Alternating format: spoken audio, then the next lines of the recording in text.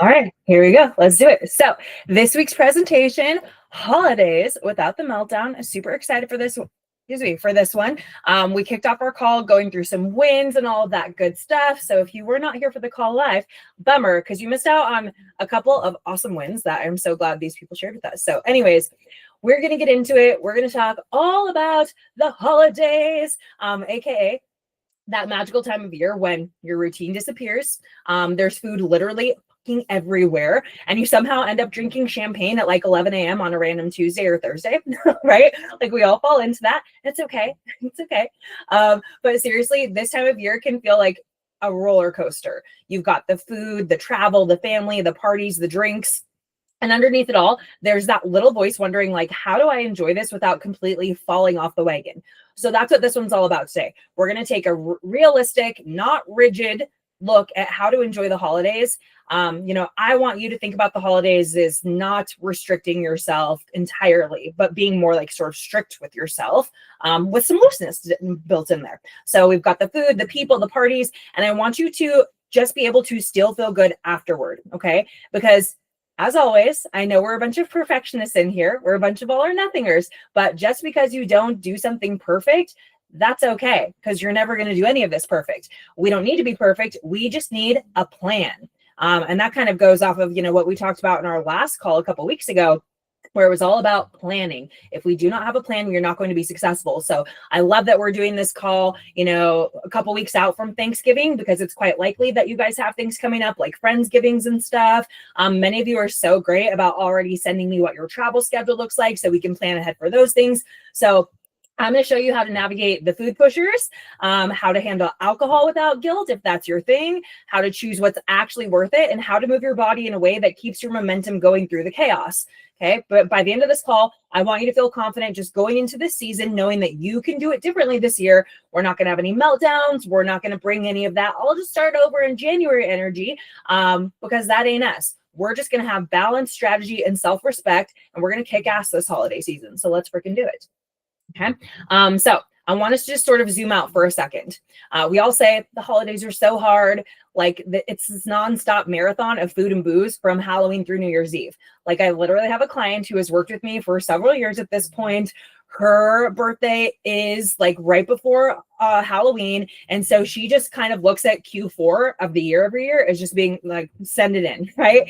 This is the first year so far that we have had tremendous success with her doing so freaking well already, going into this holiday season. And yes, I recognize that thus far we've only hit Halloween and her birthday, but like that was a big deal, because I know for a lot of us, birthdays can be tough, but the people that specifically have those birthdays around the holiday seasons, they just might feel like they notice themselves falling into that pattern a lot. So anyways, I'm excited. But if we actually break it down to this timeline of like the holiday season, it's maybe a couple of Halloween parties, Thanksgiving, maybe a Friendsgiving, Christmas Eve, Christmas Day, New Year's Eve, and a few random events in between, like your office parties, your cookie exchange, your kids' school thing, whatever.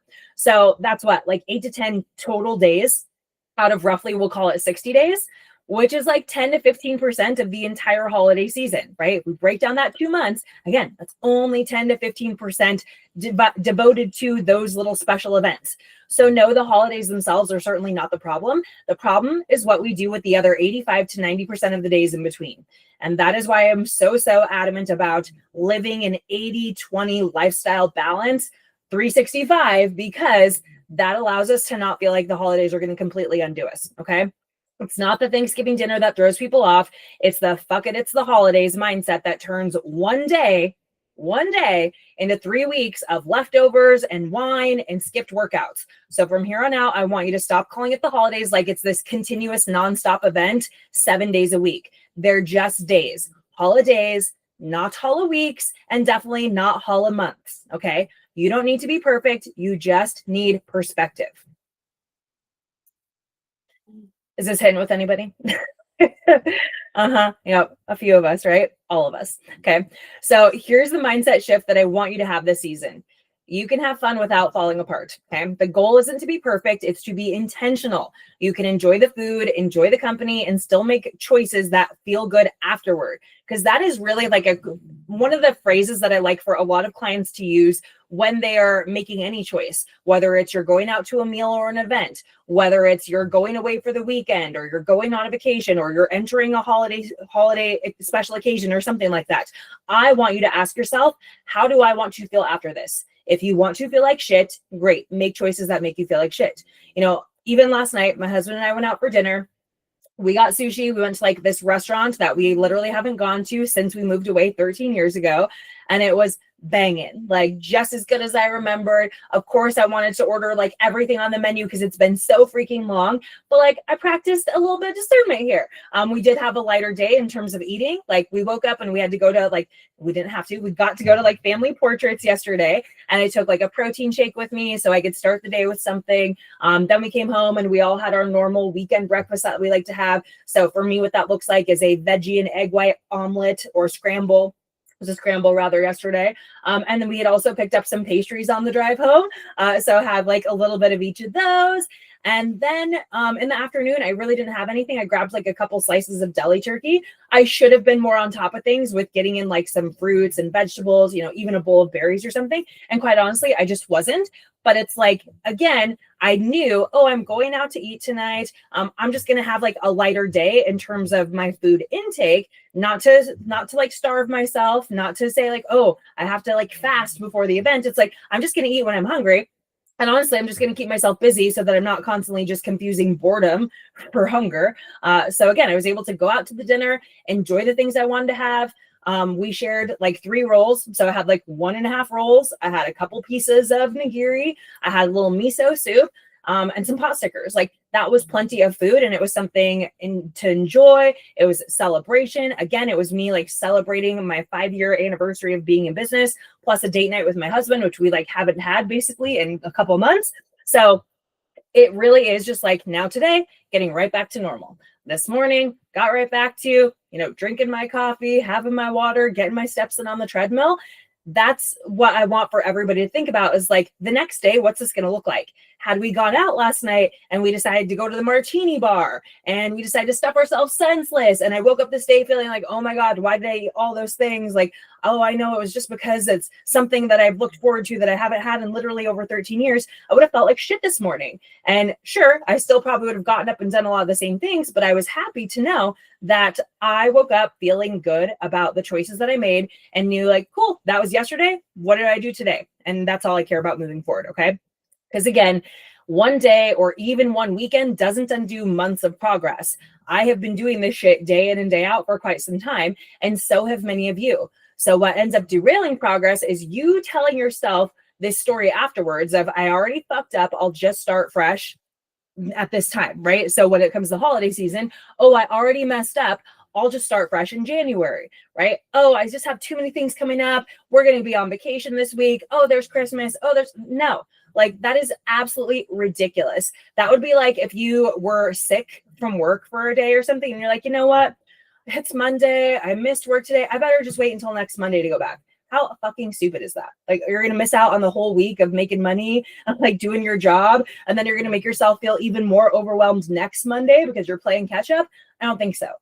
So if you're consistent with your core habits, things like protein and plants and water and movement, like the core 4, basically, those handful of events, they're not even going to make a dent, you guys. So think of it this way. If you ate 3 solid meals a day for 60 days, that's 180 meals. So even if 10 or 12 of them were indulgent and like, okay, so that's less than like 7%, and you're letting that 7% define your progress, how ridiculous is that, right? So your goal this season is not to be flawless. It's to stay consistent with your foundations. That's what keeps you feeling good, not being the girl who brings like, I got to be consistent and I got to be perfect. So I better just bring like Tupperware with chicken and broccoli to Christmas dinner. Like, no, we're not doing that. We're not putting ourselves on the sidelines. None of you are in some sort of like bikini stage presentation prep or whatever. That's stupid. Some people who are maybe going to put themselves on a stage and be judged by their body, great, they can do that. We're not doing that because that is just not a way to live. I don't know a single person that wants to do that.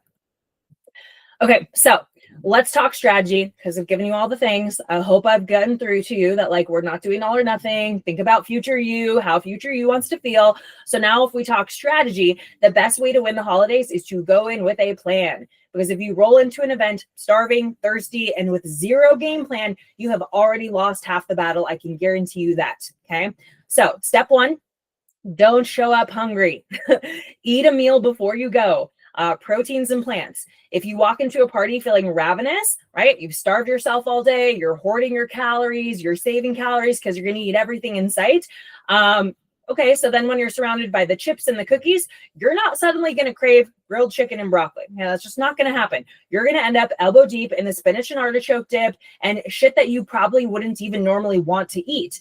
But we give ourselves that permission of, oh, I've been so good. I haven't eaten all day. I can have all these things, but do you really even want all those things? Or are you just eating them because they're there and because you think that it's some sort of a reward, like you're a dog who like did great and we're going to give you a treat? I don't think so. Okay. So step two, we want to hydrate like it's your effing job. A lot of what people mistake for hunger or sugar cravings is just dehydration, like especially when alcohol is in the mix. So get your water in early and often. This is why, again, I have such a huge, I'm such a huge proponent for front loading your day with water. Like the first thing I do when I wake up in the morning, I get up, I go pee, I come back, I drink this 32 ounce of water. I'm not even allowed to drink coffee until I have this. So if that is something that you are not implementing into your strategies, I highly suggest starting your day with water. I would suggest at least a quarter of whatever your daily water intake is, honestly. So for me, my daily intake is about a gallon a day. So if I start off with that 32 ounces, that's already setting me up for good success. And I know it's obviously not going to stop there, but get your water in early and often and take plenty of it with you to the event, right? That's a strategy that, again, if we're not constantly walking around with a bottle of water, yeah, bitch, you're going to be thirsty. So like just be the person that has an amazing mug that they like to take everywhere. Everybody's like, oh my God, your mug's so cute. Great, whatever. And fill it with water and actually drink the water. So I personally love also one of my strategies that I've been utilizing now that I'm back here in Montana, where alcohol is in abundance and it's a part of the lifestyle here. It's a part of what my friends do. I have just been bringing like non-alcoholic wine. I started that a couple weeks ago. I had seen different recommendations from people on the internet. And so I'm like, you know what? I'm just going to go buy a few and like sample them out. So I already found one that I really enjoy. I have two more in the fridge because I had only had the one so far. And then I also really like to bring the like flavored Perrier waters. So I like the peach, I like the strawberry. Typically when I am like going and just hanging out with my friends and we're like playing darts or we're going out on like the side by side or driving around in the golf cart, just dicking around and stuff, we're just taking like, I'll take like a koozie with a High Noon or a White Claw or something. And so I'll have like literally two of those throughout the night and that's it. And I'm just rotating in between that and like my Perriers because it's the same can, like size and shape and everything. And I just have it in a koozie and nobody's paying attention to like what I'm drinking. I just have my drink in my hand and then I don't feel like shit, but also Z-Biotics. So if anybody wants my Z-Biotics link, let me know, because guess what? Even having two drinks makes me feel like shit the next day. So I take Z-Biotics and it's just this little like prebiotic that you take before you drink alcohol. And it helps to cut down the shit that makes you hungover the next day, essentially. So anyways, saving grace, that is definitely a recommendation for you because again, if you know you tend to struggle the day after drinking alcohol, even if it's just a couple drinks like myself, we want to be able to like cut that at the knees. Step 3, decide what's worth it. You don't have to eat everything. Again, I was talking about this before. Just because something's there, we don't eat it. So you don't need to earn dessert, but you also don't need to have every dessert. So go in knowing what sort of your non-negotiables are, the things that you really love and look forward to. So for me, it's mashed potatoes and stuffing and rum salad at Thanksgiving. I'm skipping the crappy store-bought dinner rolls or the sugar cookies because like I don't need it. If we're making like some homemade rolls, fuck yeah, like I'm down with that. But I'm not taking the stuff that I see coming out of the Great Value bag. It's not happening, okay? And if you're going somewhere where maybe the food is unpredictable, bring something that you actually want to eat that also helps you hit your goals. So this is definitely one of my favorite strategies for sure, where I just bring something. So again, for instance, we were at a friend's house a couple weeks ago, birthday party for their oldest son, and we were having hibachi for dinner. It's like I already knew what we were having for dinner, but I also knew they're not as hungry as your girl is. I'm always hungry. I'm used to eating early. I eat at like 5 o'clock and I knew that we were not going to be eating for quite some time. So yes, I made sure I ate like appropriate meals leading up to and everything, but I was like, I'm going to bring an appetizer that I know I like, that isn't just going to be eating like chips and pretzels and shit like that. So I brought these, I make these little skewers that they taste like caramel apples. You guys are so good. It's this white cheddar, or sorry, champagne cheddar cheese. I take a little cube of that. Pineapple and green grapes, and I put them on toothpicks, and I brought those as an appetizer for everybody. So it's like, cool, we're having some fruit here, we're having, some healthy fats, if you will, with some good cheese. Like, it was just something that I knew I could be better control with compared to having the handfuls of chips and stuff leading up to dinner. So again, bring something, whether it's a veggie dish, a fruit salad, maybe you want to bring like some turkey roll-ups or something like that, I don't know, but like bring something that is going to help you to hit your goals, like the protein forward dish or the veggie side, or just something that will give you a better overall balance to your intake compared to what could potentially be there when you don't know what's on the menu. Okay. And that's not diet culture. That's called just being smart and making sure that you have at least one decent option available to you. You can't control the entire menu, but you can control your preparation. So show up fed, hydrated, and intentional, not desperate and dehydrated. Okay. Ain't going to do us any favors. So now let's talk about what happens once you're actually at the table, you're in this place, everybody's around you, all that good stuff. This is where people panic because they're like, oh my God, there's so much food. I don't even know what to choose. So I want you to just like have a strategy to be able to simplify that. So step one, build your plate around your protein and veggies. That's your foundation. Just like every other meal that I tell you to eat, what is your protein? What is your plant? Build from there. If you want extra stuff, the carbs, the fats, the condiments, the flavor, amazing. But protein is what's going to keep you full and help you control your cravings. And the veggies add volume and color and nutrients, aka they make your plate look big without entirely blowing your calories. So again, this can be a little bit challenging when you're at an event, like a holiday meal, because maybe the only vegetable options are like a green bean casserole or some maple bacon balsamic Brussels sprouts, or, things that, oh, well, there's a lot of extra stuff in there, like some extra calories from sauces and cooking oils and stuff. Okay. Like, still, if you know that those aren't prepared in a way that is going to be like low calorie, that's okay. I still would rather we're having more of that, the vegetables, than like, a ton of the stuffing or a ton of the mashed potatoes and gravy or a ton of the dinner rolls or whatever, because while those things are delicious, and I'm not telling you not to have them because your girl is having them, we're just going to get still more volume and more nutrients from the veggies. Okay. And we can just practice portion control. Step two, add your favorite carb or treat intentionally. And that is the key word there, intentionally. So don't eat something just because it's there. If Aunt Carol brings her weird marshmallow salad, like WTF is that, you don't have to eat it just to be polite. Pick the things that you actually enjoy, the stuff that's worth it, and skip the rest. And if somebody is like trying to force you to eat the thing, like take a bite, I suppose, if you really want to, but like you also don't have to. You're an adult. None of us are toddlers. Nobody's telling us we have to like earn our dessert or clean our plate, all that stuff, which we'll get into here in a minute. But again, like take what's actually worth it. Don't just take shit, like I said, is like the great value dinner rolls or something. Step three, slow down and actually taste your food. We so fast during the holidays, especially, or when we have people around us. So that's like in my check-in form with my one-on-one clients, I ask, one of the things to check off is like, are we eating distraction free, stuff like that. Most people don't check that off actually, which I totally get. I don't either. I'm usually like on my phone or working or whatever. And I know that that's something that holds me back. But if we actually are intentional, we put our fork down between bites, we talk, we laugh, we hang out. Like those things are literally why we're there. It's to engage with the people. It's not to stuff ourselves senseless and feel miserable. So this will give you the opportunity to actually feel your fullness and satiety before it's too late. And you're like, holy shit, I got to unbutton my pants. Like I didn't even realize I just inhaled 2,000 calories. So slow down, put your fork down in between bites. Pay attention to how the flavors are, how the food makes you feel. And you might actually like, and it's kind of unfortunate, but sometimes you might be like, oh my gosh, I've never really paid attention to this before. But like this food kind of makes me feel like shit. And so, okay, we found a new food that maybe we shouldn't be eating. And last but not least, the Clean Plate Club expired in 1998, you guys. Okay. Your membership is revoked. You're allowed to leave food behind. Again, you are not 8 years old at the dinner table trying to earn your dessert. You can eat until you're satisfied, not stuffed. Okay. The turkey is the only thing that I want feeling stuffed at my Thanksgiving. I do not want to feel like a stuffed sausage in my jeans or whatever. And yeah, I'm probably going to wear jeans to Thanksgiving this year. Although I don't know. My friend has a lot of good stuff planned, so we'll see. But anyways, the goal isn't to eat perfectly. It's to enjoy yourself. It's to feel good afterward. It's to enjoy the people that you're with, not just the food, and move on with your life without guilt or bloat, because neither of those is cute.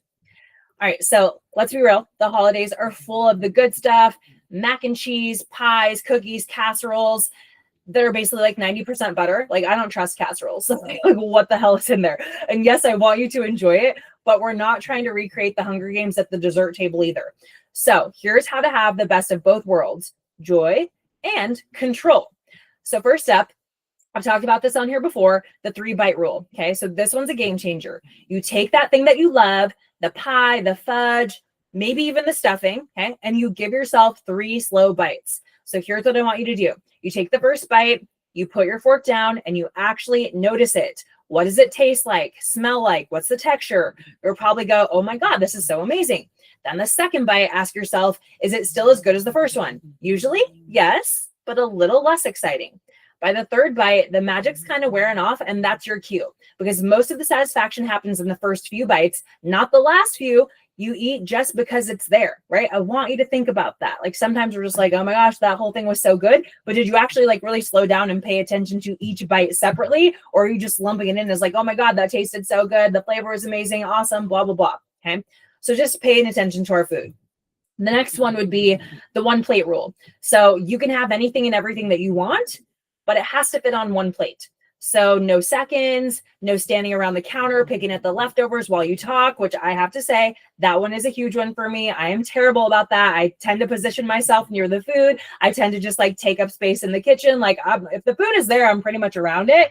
And so I already know that's a strategy that I probably want to stop falling in, or that's the strategy that I probably should start to actually like recognize would help me, so I'm not feeling like shit. But this just allows you to then be like, okay, when I'm done, I'm done, right? It fit on the plate. I ate it. I enjoyed it. Maybe I would like to have more, but if I want to have more, then maybe it looks like waiting an hour or two. Maybe it looks like going for a walk afterwards. Maybe it looks like making another plate of everything you want, but we wrap it up so that we can eat it later, right? Eating it later at home as leftovers or whatever, okay? And if you're someone who loves trying a little of everything, do it. Just take smaller portions or split desserts with somebody, half the taste, half the calories, 0 regret, because you can eat anything, but you can't eat everything, right? And the goal isn't to restrict, it's to be present with your people. When you slow down and you taste your food, like actually taste it, not just shovel it in bite after bite, never even thinking about what's in your mouth right now, because you're already thinking about what's getting in your mouth in 2 seconds, you'll be amazed at how little it actually takes to feel satisfied.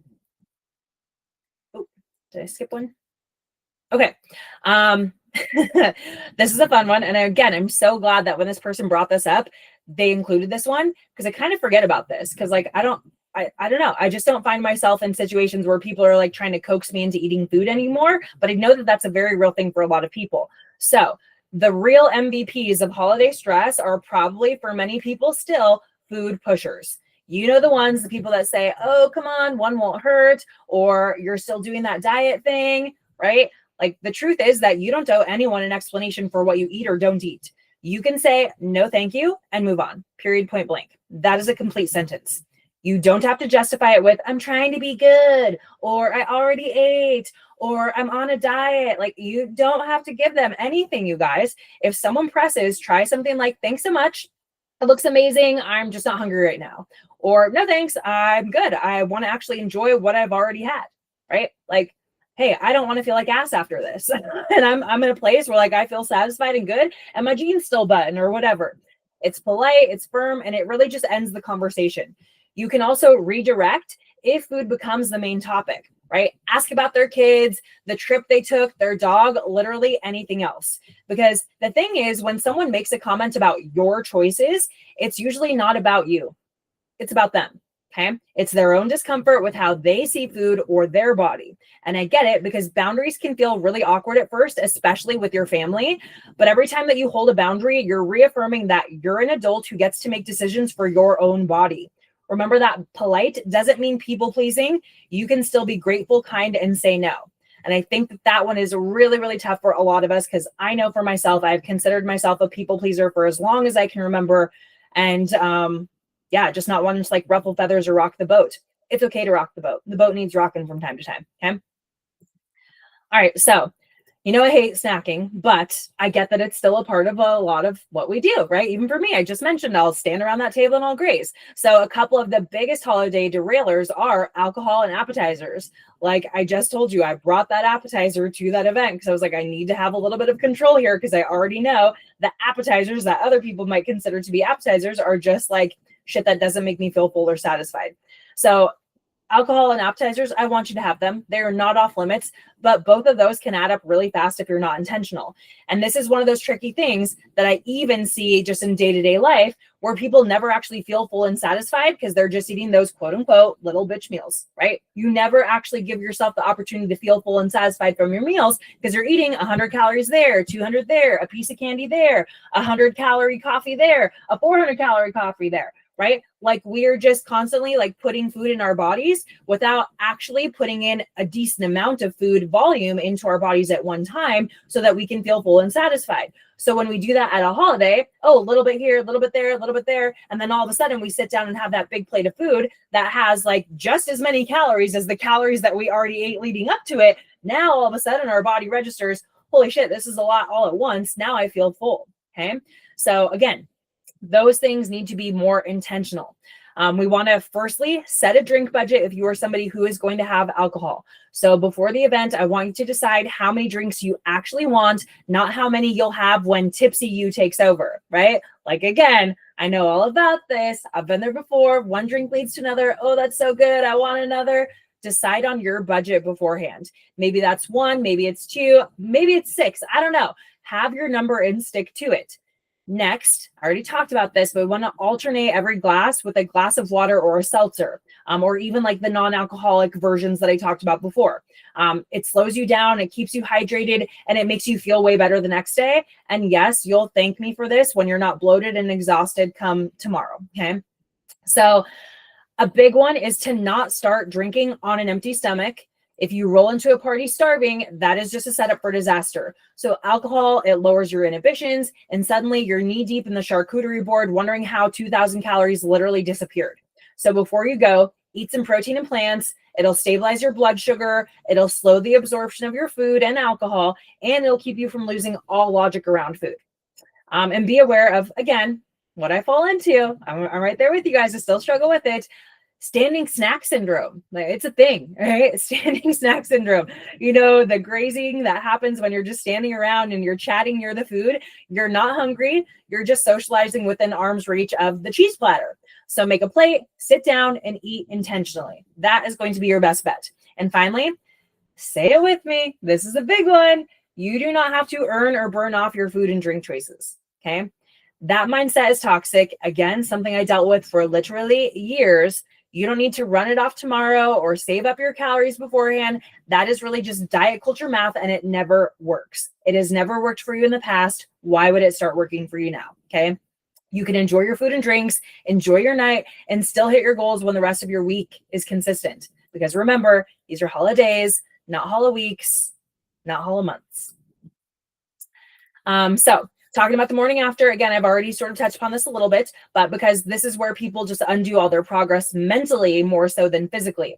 The truth obviously is that you did not ruin anything. Even if you get on that scale the next day and you're like, oh my God, I'm up 5 pounds. You did not gain 5 pounds of fat overnight. Literally impossible. You did not eat, what is that? 7,000, 14,000. You didn't eat like 20,000 extra calories. Okay. You don't need to detox. You don't need to skip meals. You definitely don't need to punish yourself with cardio. Step one, hydrate. That was step one for me today, just like it is every day. We hydrating. So alcohol, salty food, and higher carb meals, those pull water into your tissues. So hello, puffiness, scale spikes, feeling like you undid all your progress just because of like one blip in time. For every gram of carbohydrate that you store, your body holds roughly 3 to 4 grams of water. So if you are somebody who's eating around 150, 200 grams of carbs. And then all of a sudden you go to one of these events and you're literally eating like 500 grams of carbs, which is totally possible. Think about that. Multiply that by 3 to 4. That's how many grams of water you're now holding on to. So that weight bump the next morning, again, it is water. It is not fat. So if you need to, if you are feeling like especially dehydrated, right, drink water, but you might even be in that state where you're just like chugging way too much water, and that's not necessarily great to do either. So I would suggest to maybe add in some electrolytes at that point. So that's for me, like my first drink of the day is water.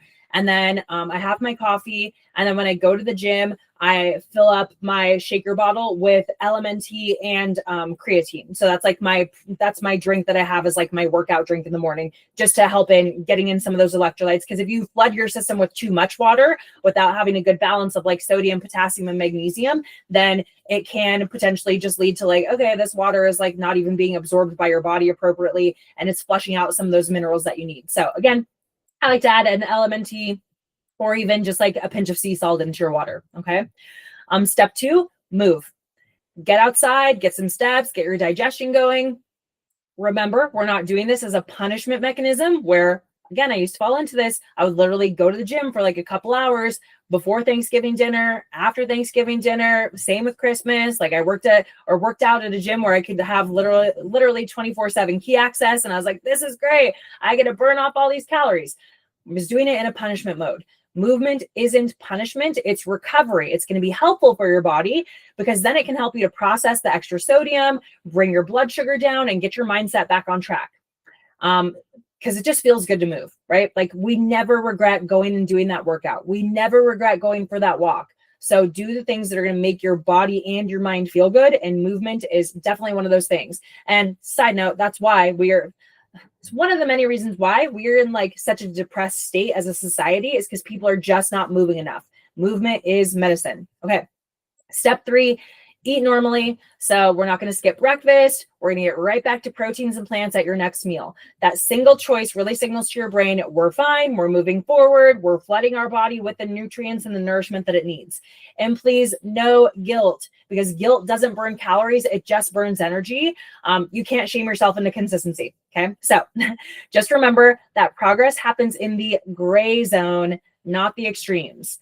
One off-plan meal doesn't erase your week of effort, just like one salad doesn't undo a weekend binge, okay? The goal is to bounce back faster every time without overcorrecting. We're almost there, you guys. Thanks for bearing with me. So let's wrap it up, because the goal here, again, is not perfection. It's peace of mind so that you go into this season, we'll call it a season, feeling confident. I want you to remember that the holidays are not 2 months of nonstop chaos. There are a handful of special days, maybe 5 to 8 total over the span of 8 weeks, which again is less than 10% of the entire season. So what really matters is what you do the other 90% of the time. So if you're already finding yourself in this state of like, oh, I'm not doing the shit I know I need to do, and then I'm going to find myself going into like a spiral once the holidays hit, right? They're less than 2 weeks away. Nip it in the bud now. Okay. Stop acting like a victim. Stop acting like you can't do the things that you know that you are totally capable of doing, because the people who are in this group who are watching this now, all of you have had success at one point or another, whether or not you want to admit it. So that is how we know you're capable of doing it. You've got irrefutable proof that you've been successful with this before. So fucking do it. Okay. Just do what you need to do. It doesn't mean you're going to do everything or all the things, but I know you can do something right now that is always going to make you feel good after you make that choice. Okay. So when it comes to this season, these events, these special occasions, you don't need to avoid every treat. You don't need to skip the social events, and you definitely don't need to start over in January. So your action plan is to plan ahead. If you know the event is coming, and you're somebody who is, logging your food actively, and you think that that was just going to help you to like put some more bars in place, great. Pre-log, pre-plan, or at least pre-decide what success looks like for you. Because I might have some clients that, let's say you're going on a 4-day trip or whatever for Thanksgiving, great. You should be pre-logging your meals on other days, potentially when you're able to. On Thanksgiving, I don't need anybody tracking their food on Thanksgiving. If you already know, well, like Thanksgiving really is just a single meal for us. Like I'm going to eat my pretty standard breakfast. Okay. If it's a pretty standard breakfast that you eat normally anyways, log it. Why not? It's probably already in your meals. You can probably just copy and paste from one day to the next. But again, Thanksgiving is probably not an entire day's worth of meals. If it is, I mean, just set yourself up for like, you made that choice. Okay. You made that choice and it's okay. And it doesn't make you a bad person. It doesn't mean you ruined anything. It's just, I made that choice and now I'm going to live with it. So again, plan ahead. What does success look like for you when it comes to how you're going to approach your food? And then move your body, not to burn calories, but to keep your energy and your mindset high and to really just help your body better digest all of that abnormal food. Because that is the really tough thing. That's everybody talks about like, oh, tryptophan and I eat the turkey and it makes me feel really sleepy. No, bitch, you're just eating a ton of extra shit. It's not the turkey. I promise. I eat turkey every day. I eat like deli turkey every day. And I'm never like, oh my God, I'm so exhausted. No, it doesn't do that. That is not a side effect. We are exhausted after we have a big holiday meal because we're eating a ton of like blood sugar spiking, insulin spiking things that just make our bodies go into crash mode because we're not actually balancing it enough with the proteins and the plants. Okay. So eat your protein and plants because literally that alone will solve 90% of your nutrition chaos. Set your boundaries early. You don't owe anyone an explanation for your choices, not even me, your coach, right? If you just say, girl, I wanted to have the rum salad, great, have the rum salad. I am not going to think any less of you. I promise you that.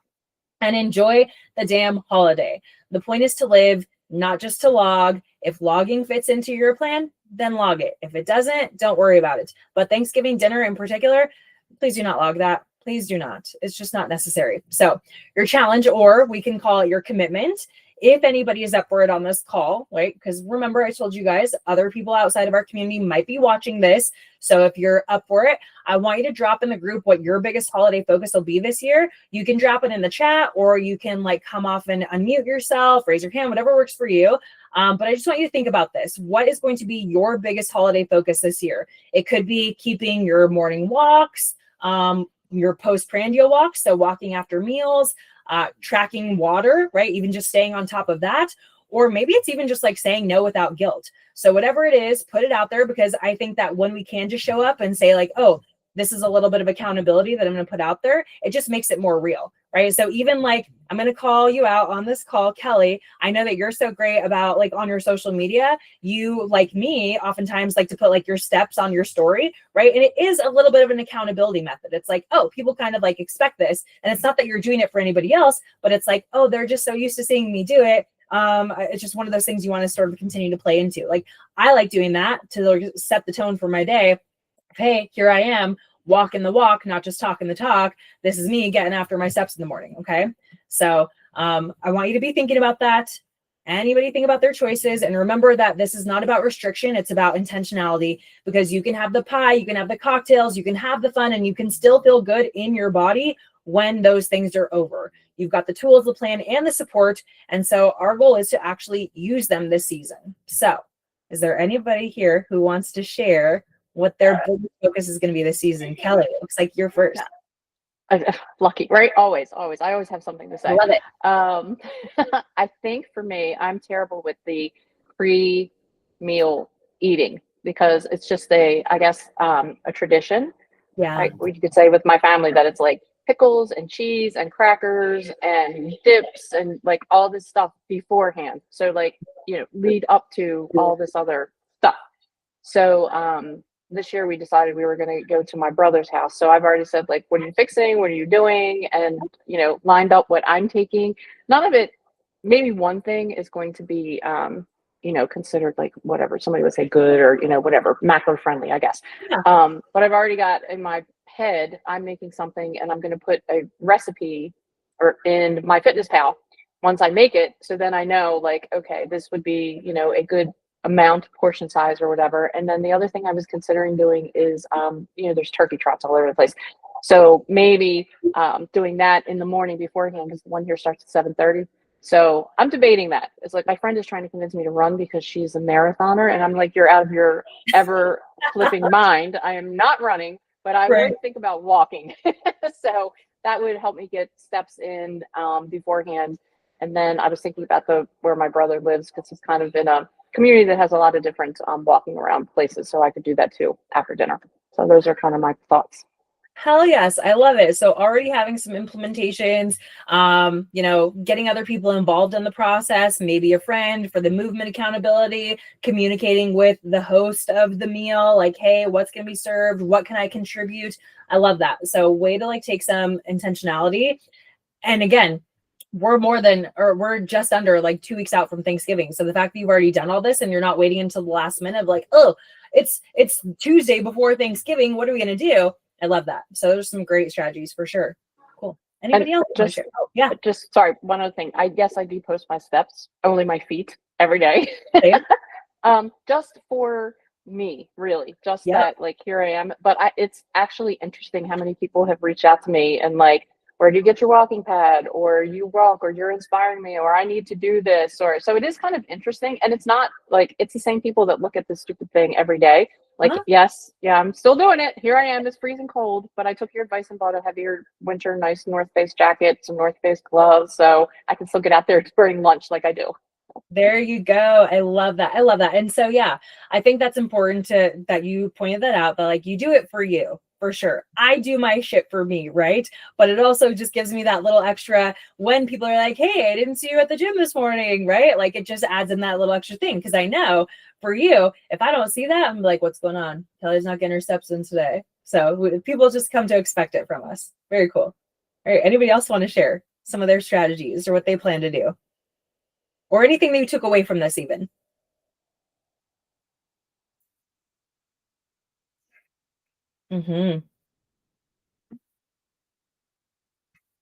Nobody learned anything. I wasted my time. Mom, what do you got?